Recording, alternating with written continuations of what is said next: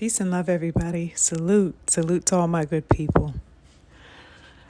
I had a very interesting thought process about some footage that I came across. Firstly, on my Twitter, which was a clip of an interview that was conducted on the Breakfast Club, and it prompted me into basically a spiral of research and inquiry and interest and questions and observations that just had me everywhere, really, but in a good way, because so many things were being unearthed that I was not previously privy to. And I was quite surprised and found the things that I came across regarding the people featured in this interview, and seeing a fresh take on some very prominent issues that are never addressed within the political landscape, and certainly aren't being addressed currently within the dynamic that we see among the presidential candidates currently. Now, there is a lot to divulge here. I'm going to try to be as intelligible as I can because there is a lot of information. But of course, as always, I would posit that you all go do your research and make the best and most informative decision for yourselves with the information provided here today. Of course, that is if you aren't familiar or if you haven't come across this particular information already. Please go do your research. I encourage you to.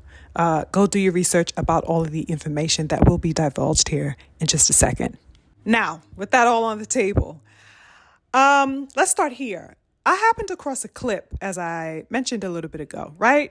An interview that took place on the Breakfast Club. Now, all of this prompted me into the research storm that I was just telling you that I was amid. And you know what? I'm very glad that I did do that.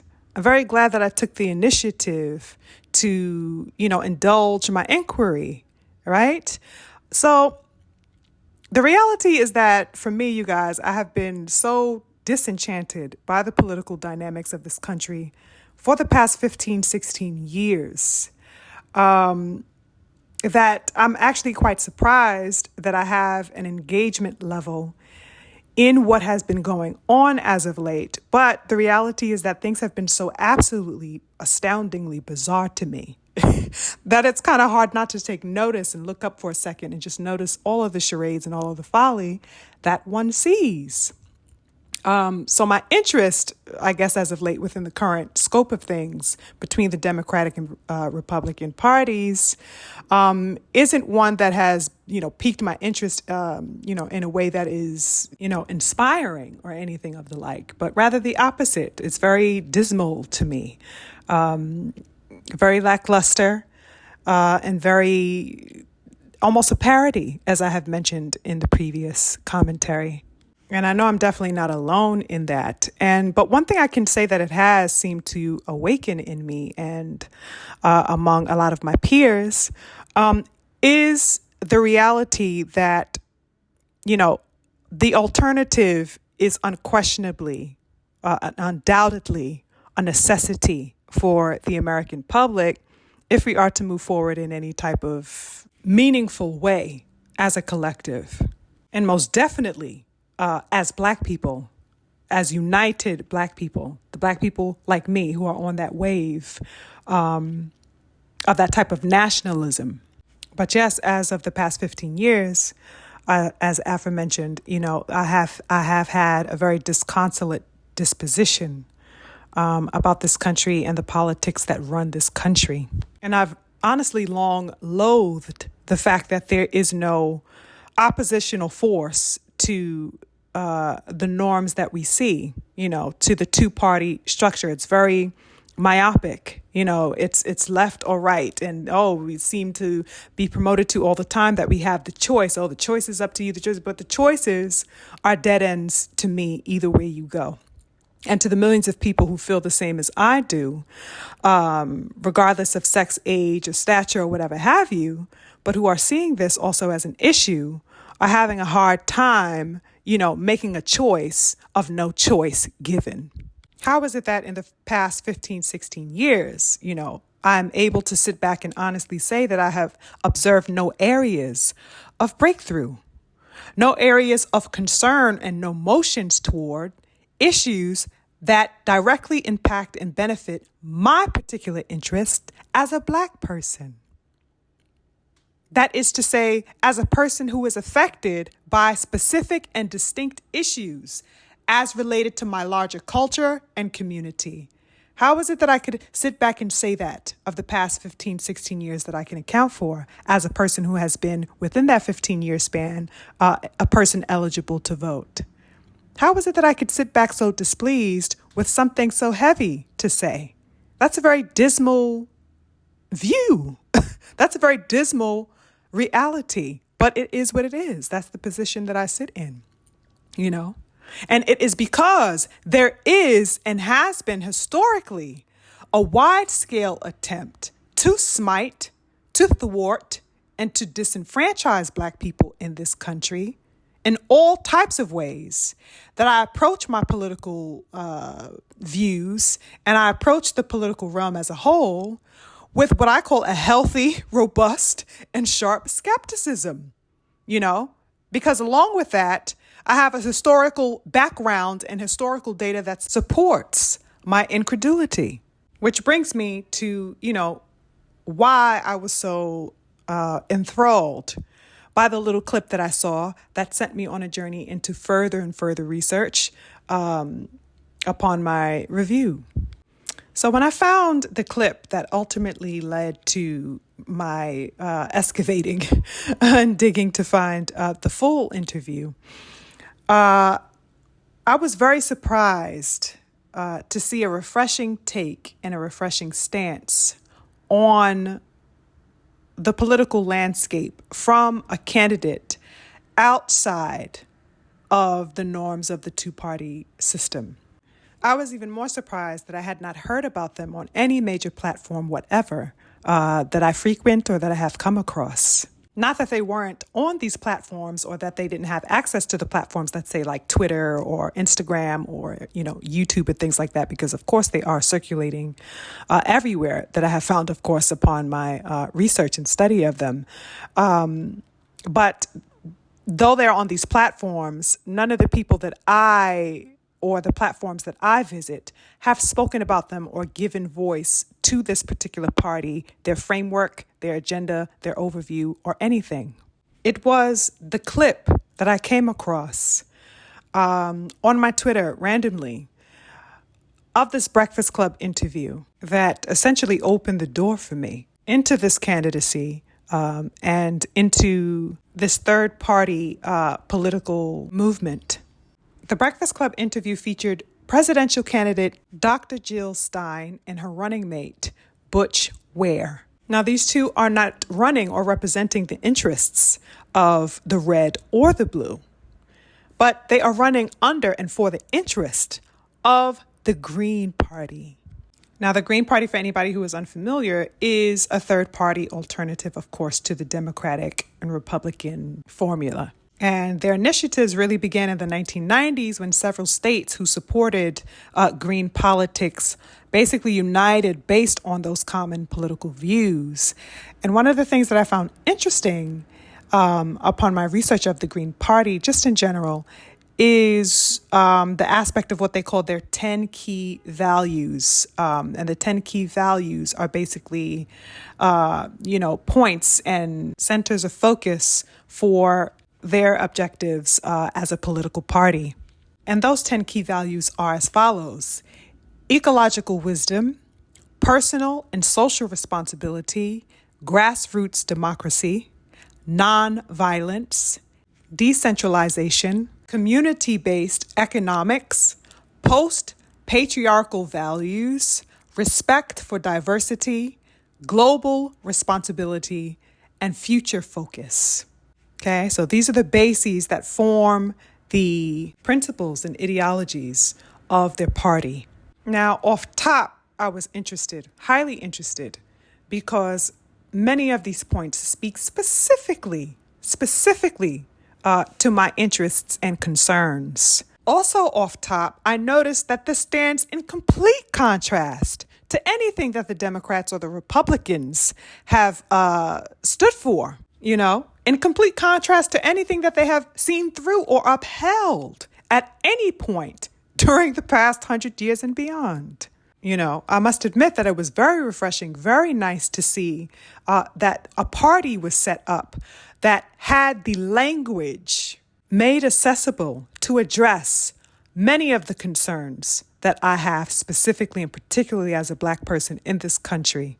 Black people have long fought for things like personal responsibility, social responsibility, grassroots work, nonviolence, community-based economics. Those things speak particularly to my people and the legacy of my people in this country. I 1000% encourage everybody here to go and look up further details about the Green Party and, of course, moreover, about the Green Party candidate, Dr. Jill Stein, and her running mate, Butch Ware.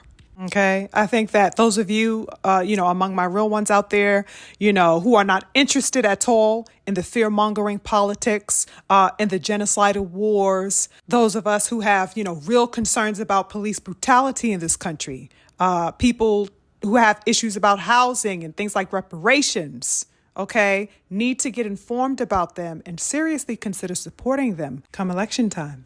The information is definitely out there for people who are undecided, who have not made up their minds, and who have not been convinced of anybody's policy or anybody's position between Trump or Kamala. Seriously consider an alternative and go find out further if the policies and the structures and the value systems laid out by the Green Party speak to you and your interests and your goals. Also, go check out that interview on The Breakfast Club if you have not seen it already, you guys, and if you are unfamiliar with them, because it is very informative, that interview, even though there's some very disparaging things that took place within that interview. Please go check it out, because I think a lot of the challenges that were presented, even though nonsensical and inappropriate a lot of the times, in my opinion, coming from the host's side, I believe that Dr. Jill Stein and Butch Ware really held their own, and they really stood up and showed through those challenges the very things that the Green Party represent. Okay, Jill Stein is definitely taking a radical position as opposed to what we are used to seeing. So it's very, very interesting. Now, let's get into this interview, okay? Now, I warned you guys that there is a lot of information, and trust me, there's even more that we will be getting into, and of course, more that we do not have the time to get into. But let's start here with this interview. Now, a lot of dynamics were discussed and exposed within this discussion. And probably the biggest takeaway from me that I got was how the major parties, particularly the Democratic Party, has taken crazy measures to silence any other alternative view and perspective on the political front. That is an issue that Dr. Jill Stein speaks about very extensively within this program, and it's also one that audiences will get to see front and center and at work, as far as how Angela Rye goes about conducting this interview, clearly on behalf of her Democratic associations and affiliations and support for Kamala Harris and the whole DNC. Angela Rye, okay, who is an attorney and a journalist, who, as I mentioned, was a guest host on this particular day. Some of you guys may be familiar with her. I've heard her name around circulating. She did her absolute damnedest, y'all. Her best to berate, criminalize, and propagandize as best she could in the name of that Democratic Party that she is in favor of. She wanted to belittle Jill Stein and Butch Ware and pigeonhole them into a position that she thought would render them helpless to defend themselves, helpless against defending their causes, and making their agendas known. It was absolutely bizarre watching that interview from start to finish, you guys. I have to be completely honest. What? This was a presidential candidate and her running mate on the Breakfast Club program, y'all.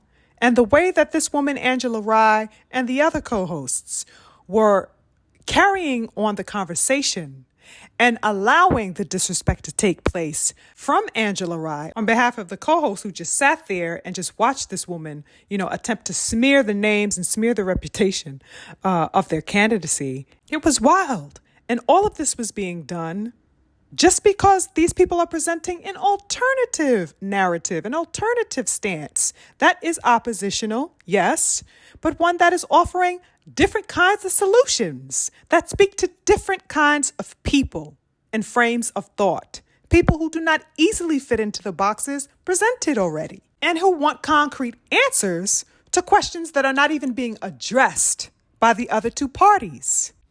Here is Dr. Stein running as a much needed alternative, weighing in and presenting perspectives counter to that of the cliche norms of the duopoly and seeking to provide people with a tenable platform to have their issues raised, represented, and implemented. And she is being met with unwarranted disrespect from pretty much start to finish of that interview.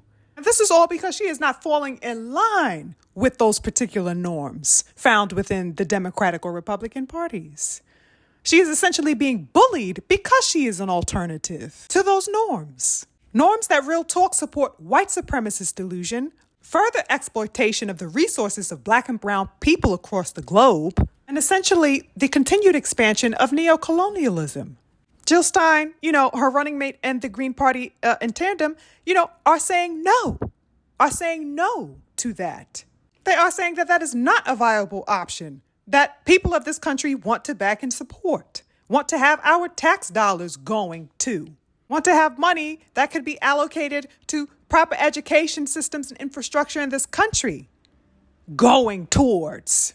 It is these things that Dr. Jill Stein and Butch Ware are completely against and campaigning against. Throughout the interview, it was great to see that both Jill Stein and Butch Ware were not there to play or to be run amok, because truthfully, there were so many damn moments in that interview, so many things that were employed by Angela Rye particularly, that set out to derail listeners pretty much from focusing in on Stein's proposal and on her stance. It was sickening. It was baffling to watch this, supposed Black woman, which I guess she's supposed to be, go ham on things that specifically speak to people of her culture, that directly impact people of her culture. She don't want to hear it. She don't want to hear about the Black history that the brother Butch Ware was laying down.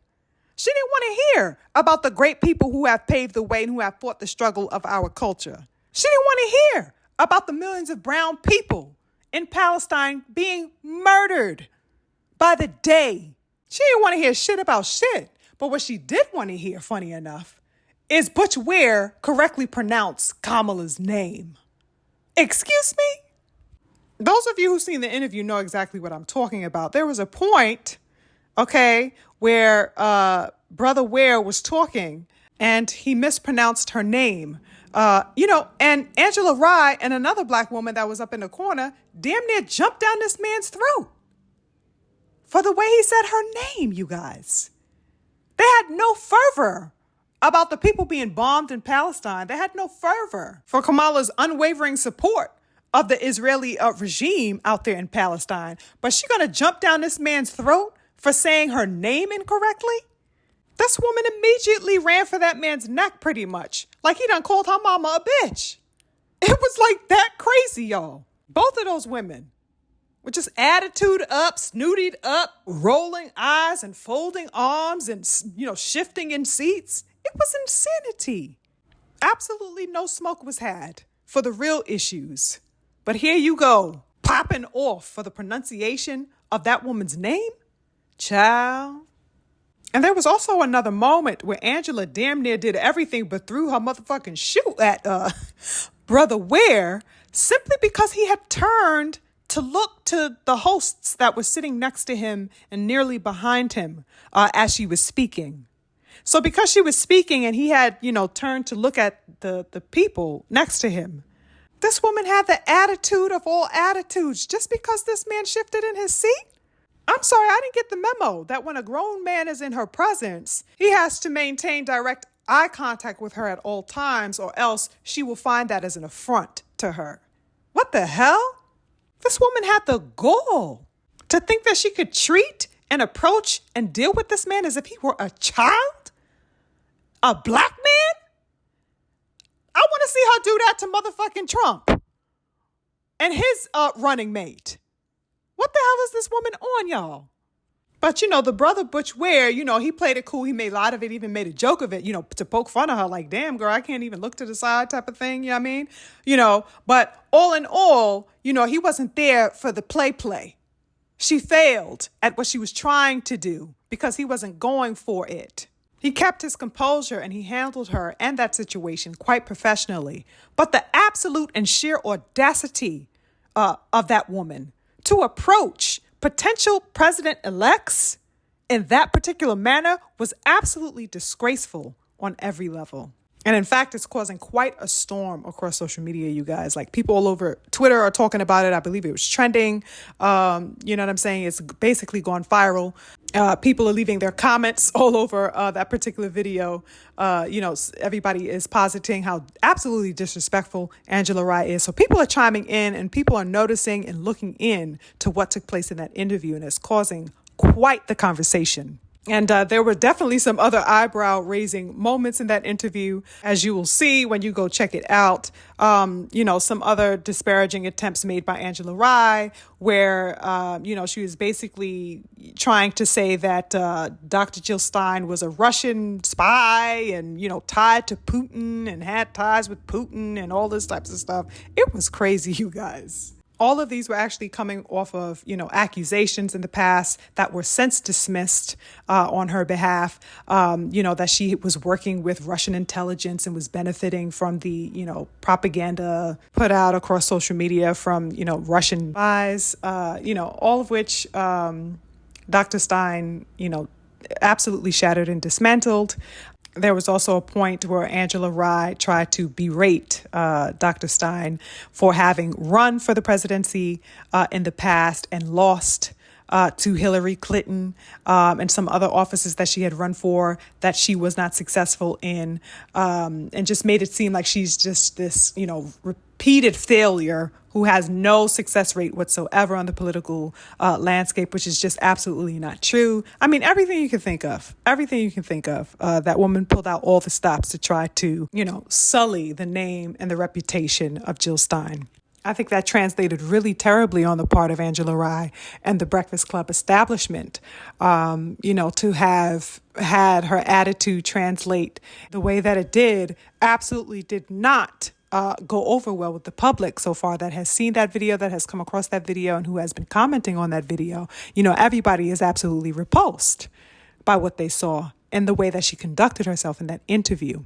And likewise, it seems that a lot of people like myself who haven't previously been introduced to Jill Stein or Butch Ware are definitely interested in what they have to say in their framework and in the agenda that they intend to set forth and forward within their campaign should they win come election time. So it's definitely brooding well for Jill and Butch. They have new eyes watching, they have a ton of engagement, and people are widely connecting to an alternative theme. And people are certainly impressed about how they handled themselves and did not waver from their objectives despite the onslaught that was coming their way from that platform. There was a particular moment that I definitely resonated with, and that seems to have gone viral as a clip across social media, which is where the brother Butch Ware completely exposed how blackness is being weaponized within this electoral cycle. Once again, blackness as a means to push white supremacist agenda.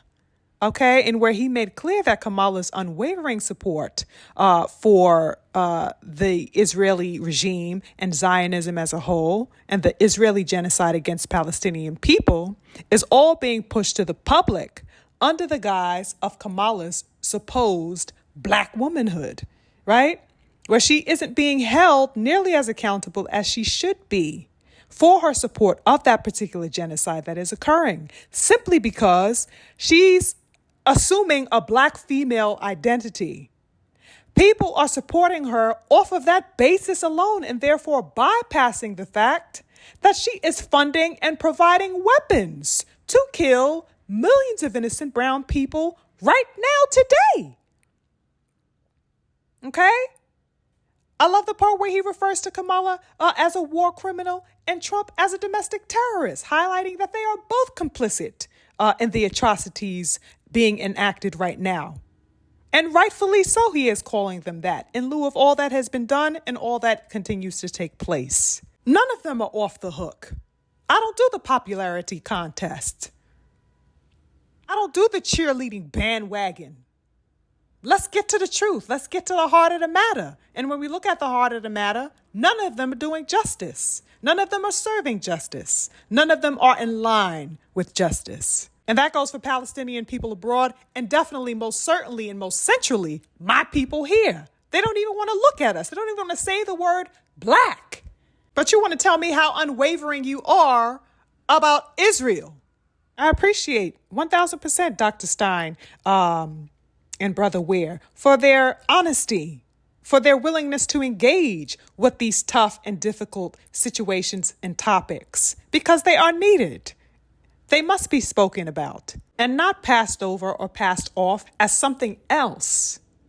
But yes, I want to give you a little bit of background, if I can, really briefly, about both Dr. Stein and Butch Ware, if I can. Just so you guys get familiar with it upon, doing your own research, of course. So her background consists of decades of activism, basically within matters concerning racial injustice, environmental issues. She's also assisted in successful campaigns for finance reform. She has been involved in fights for racially just redistricting, which taps into the historical, of course, redlining issues within the nation that has historically and that presently, real talk, keep Black people segregated and discriminated against via neighborhoods and boundaries and zip codes and everything regarding housing, to homeowner loan discrimination, of course, that is tied to redlining issues and racial districting disparities. Stein is also publicly and unabashedly in support of the reparations being given to Black Americans. Okay. She is vehemently, of course, anti-war, as we discussed already. She definitely has also a legitimate stance on the cleanup of the environment and cleaning up toxic threats on myriad fronts. She has received several awards for health and environmental protection related matters. So she's in this thing, she's involved. Her accreditation is certainly impressive. And as for her chosen running mate, Butch Ware, he is an activist and a historian of African and Islamic studies, specializing in the history of empire, colonialism, genocide, and revolution. The brother is centered in matters specific to Black culture throughout the diaspora and is concerned about the effects of colonial and imperialistic regimes around the world. He is a Black man, y'all, born and raised here, who has faced things like brutality and mendacity of police firsthand, who is intimately connected with Black roots and Black culture via lived experience, unlike Kamala. He is heavily influenced by the great ancestors who have paved the way for higher thought and higher justice for our people, like the King Malcolm X, Cheikh Anta Diop, and the countless others. He has been front and center in classrooms as a professor, working with and teaching students about colonialism and its effects on our people and on the global whole. He is pro-reparations for Black Americans, and he is anti-war and feels that instead of, unfathomable amounts of money being swindled under the noses of the American people and being put to funding a war that we did not ask for, he feels that the funds should be allocated to areas that matter, allocated to the areas where people are in desperate need of support right here on our own home front. I also think it's important to note, for those of you who find this to be an imperative as well, that there is within their candidacy a call for a federal program for rent control, which is a big deal, a federal program for rent control, because they know that the majority of renters are paying upwards of 50% of their income just to keep a roof over their heads. This is the reality, the daily reality that is being dealt with. that people are not talking about elsewhere. Real talk, this is the only party that is bringing into view the disparities affecting marginalized communities, and particularly things that are affecting our community. Widespread. I haven't seen Trump so much as blink an eye towards the issue of the rising rent crises in this country, let alone how Black people are severely impacted by gentrification, and subsequent skyrocketing rent costs. Jill Stein is the only one I've heard that proposes to address this across the board for Americans. And this is certainly hands down the only party that I have heard calling and demanding for reparations for Black people in this country, and as actually pressing the issue as one of importance and validation, and that should be handled as a national duty and responsibility. That's a big deal, y'all.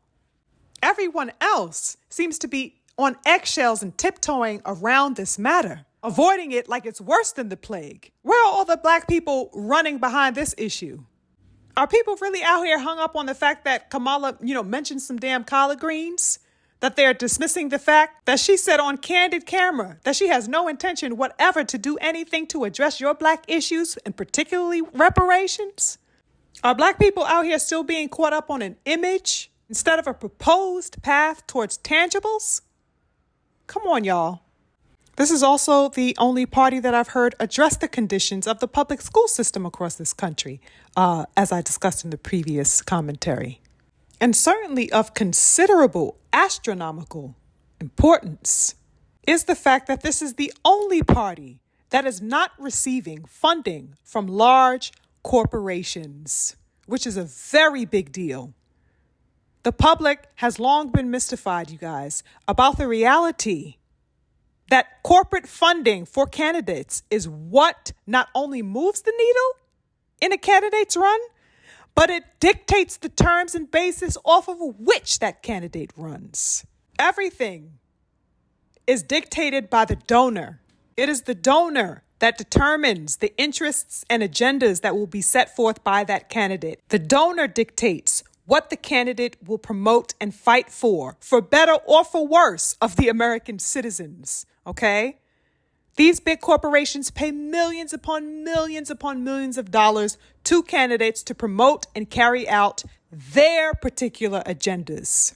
What this essentially does is wipe out the voices of us citizens with real concerns and real issues that definitely go unmet and widely unheard or even addressed, because candidates are working solely in the interests of big-time corporate investors.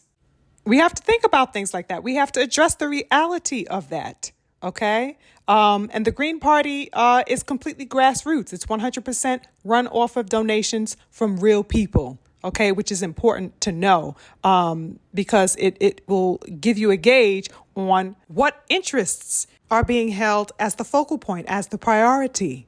It seems to me that a party that is 100% grassroots and funded by American people, by real people who want value and real options that speak to their specific needs, is a party that will more likely lean to serving the needs of that group, and a party that cannot be bought out, to drop pertinent issues just so that they could receive the millions and a pat on the head so that they become the mouthpieces for these big businesses and big corporations. That's definitely something that we have to realize in our community, that these candidates from your Republican and your Democratic Party are completely at the whim and at the beck and call of their investors.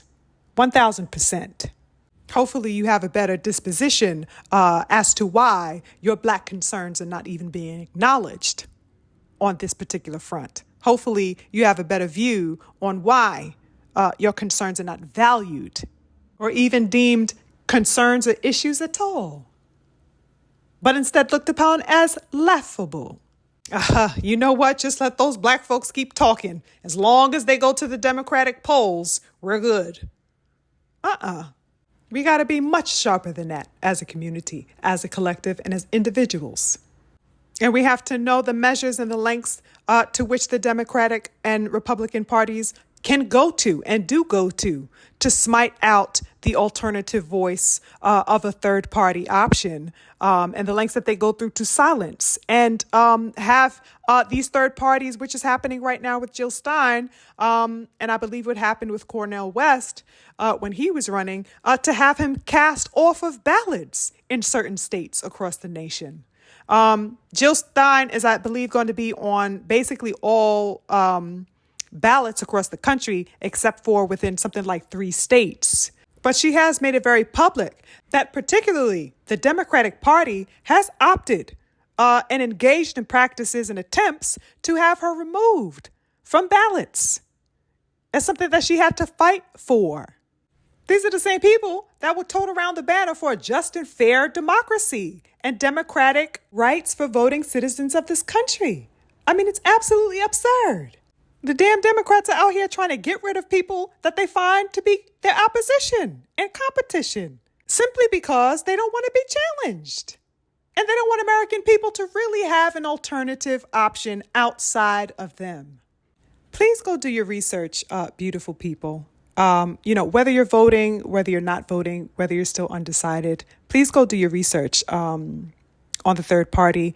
Get to learn something new. If you are unfamiliar with this, if you have not been privy to this information previously, I definitely encourage you to do your research about this particular party and make an assessment of your own and, begin to balance out your options. You don't owe anybody your vote. Your vote has to be earned by your chosen party. Let them earn it. Let them show you what time it is. Let them put all the cards on the table, or enough of them that you feel safe with what it is that you are seeing. Do not be bullied. Do not be swindled, and do not be shamed for having an opinion or a view counter to that of a popular narrative or a going theme. Do your research. Make your decisions for yourself, for your family, and for the betterment of what you want to see. I definitely strongly and personally feel that identity politics is not enough. Somebody with brown skin is not enough. It's never even been on my criteria. Okay? I'm not about cheerleading for nobody. I want to know, when the discrimination against Black people getting loans from these banking systems are going to be addressed and handled appropriately. I want to know about the quality of the education system in my particular area that is going to be educating my Black child and other Black children, and how they are going to be impacted by the quality of that education system and the teachers and the infrastructure that holds them and everything else.